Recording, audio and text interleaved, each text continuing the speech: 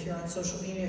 If not, you can write a letter to the editor. You can pick up a pen. You can put your hands on this. You can make sure that every single one of your friends sees this film and other films that are relevant. So pick up a pen. Make sure that you take a role here. Join us. 800 people were executed in Iran last year. That's what the UN Rapporteur told us last week on the Hill. Just for saying what they believe in, for not wearing a hijab or a dupatta or whatever. 800 people were executed. 2,000. Why? 2,000. If they're saying 800, it might be 2,000. Why is there selective outrage? Why didn't people speak up for Mahsa Amini, who had the courage to do what she believed in? Why aren't we talking about the Uyghur women who just had a conference in New York and said, listen to us, we are also Muslim and we're hurting. Why don't we talk about Rohingya women? Do you know, thousands and thousands of them were raped. They are still trafficked and sent to all parts of Asia, but we are just concerned with Israel. That has to stop. This selective outrage has to stop, and we all need to demand that Seema Bahous, who's the UN Women's Chief, has not condemned the violence of Hamas against Israeli women. She doesn't even believe it. She needs to resign, and we must call for that. My taxpayer dollars and yours cannot go to building tunnels and refusing to acknowledge the pain of women. I'll keep it short. I think yeah, please, everybody. We need a political and civic engagement home for Muslim Americans that are not anti-Semitic, that are not with the grievance narrative, and that are a counter to CARE and ISNA and ICNA. What's sitting in Washington, D.C. today is a danger. The Muslim-Jewish relations, the history of them in the United States has always been on caveats, and that was on Zionism and the existence of Israel. And so we need to change that. So we need a seat at the table, and we need to be in Washington, D.C.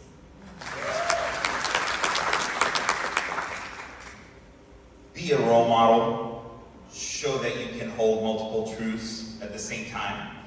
Even if you support Israel, even if you wish the destruction of Hamas, and believe me, I'd love to wake up tomorrow and find Hamas gone. Try your best to think of the humans on the other side. Think of the people of Gaza that are suffering due to circumstances over which they have no control. If you model that, if you exhibit that, you show that you're the better person, even if it's not reciprocated. You do what's right, not expecting something good in return, and I promise you that will plant seeds for transformation. So I have, when I met Rachel Goldberg in Tel Aviv, she told me about her son Hirsch, who had many Muslim friends, but not one person contacted her.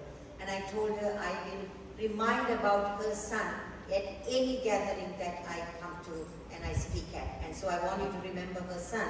And when I met Amit in DC, I asked her, what is the message you have for the world? She said, talk about us so that people will hear.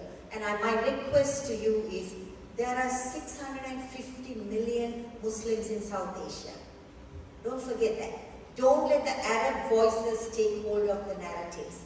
So yes, yes, please. This is urgent. This is important. As Zainab said, we need you to amplify our voices. This is hard for us. They call us, I mean, we are a step away from a death threat, but we take a step because we are convinced we are not looking for consensus. So I want you, every one of you, to be convicted. Don't look for consensus. Do something. Amplify Muslim women's voices who are from South Asia in particular. Thank you. 3 very practical things. First, share this video with 10 friends. Second, post this video to 5 feminist organizations that have not spoken about this and ask them why that hasn't happened. Third, follow every single organization represented up on this panel that is fighting against global gendered violence. Well, last in the alphabet, Zipperstein. 2 quick things. 1, demand of your elected representatives that every public school teacher from kindergarten to the UC system be required to watch this film before the school year starts again in September. Number one. Number two, let's express our appreciation to our Muslim sisters and brothers who displayed incredible courage tonight. Thank you, everybody, so much. Thank you, Rabbi Barron. Thank you, everybody, and every one of you is so precious. The one thing that I have to leave you with is life is precious for all of us. There are desserts outside, and everybody can socialize. I know how hard it's been to watch this film. And I hope all of you are not leaving right now because we are having a panel of people that have a lot to say about what you've just seen and the impact on this community, on the entire world, on Israel, and on Gaza, the Muslim world, and everyone, and most important, all women. With me now is an eyewitness. You saw him in the film. He's somebody who's been working for Zaka for many years. And he was the first responder to these brutalities. We asked him to come here tonight to speak to you and to tell you why this moment is so important to him and why is it important to tell everyone what he really saw. This is somebody who's dedicated 30 years of his life to rescuing, and even he was silenced with such shock at what he saw and what he experienced.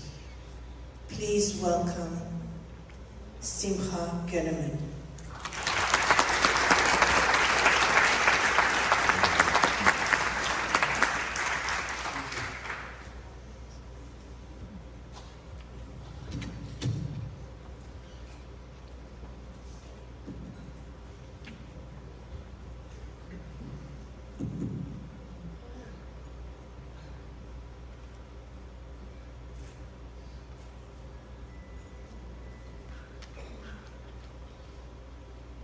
We saw this evening are little drops what we dealt with, hundreds of bodies.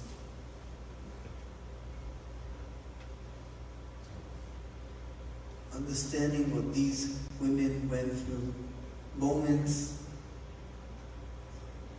of horrific situation, of minutes of life.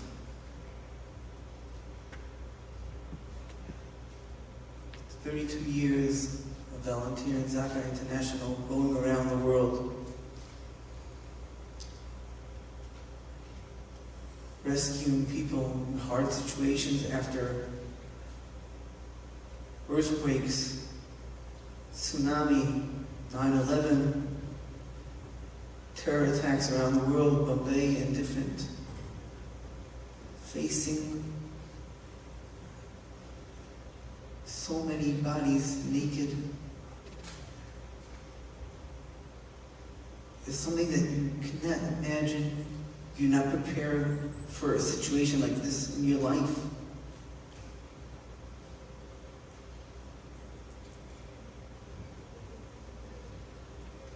Dealing with the situation, seeing what they went through, working with my own hands, living the moments of their last seconds.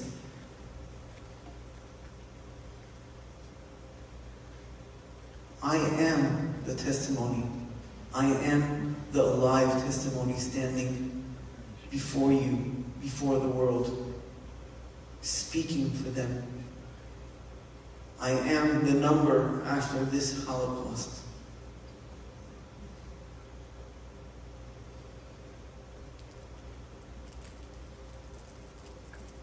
The purpose of this movie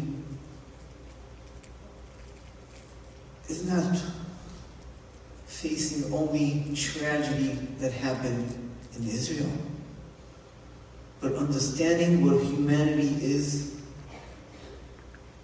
All these people around the world that are suffering of abuses, of sexual women, of different places around the world.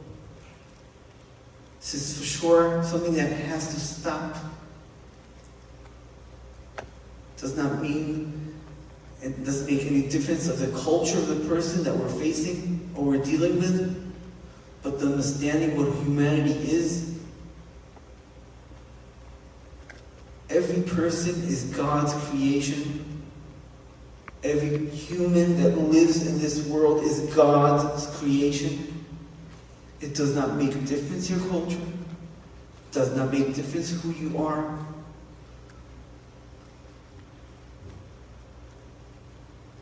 But as we stand here, we have to make sure that it never happens again. We have to shout. We have to scream. We have to do whatever is possible that it should never happen, ever, around the world. We have to understand that humanity is number one of life, of caring one for each other. And peace around the world will be peace in our houses, in our families, in our generation to come. Thank you.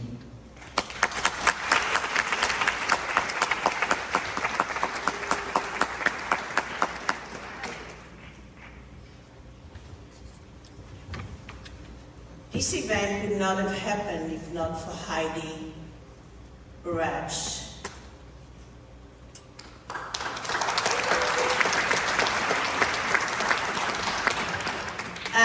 Heidi, I would like you to introduce every one of our panelists because you've done such a great job in helping make this happen. Please. Thank you, Daphna. Good evening, everyone.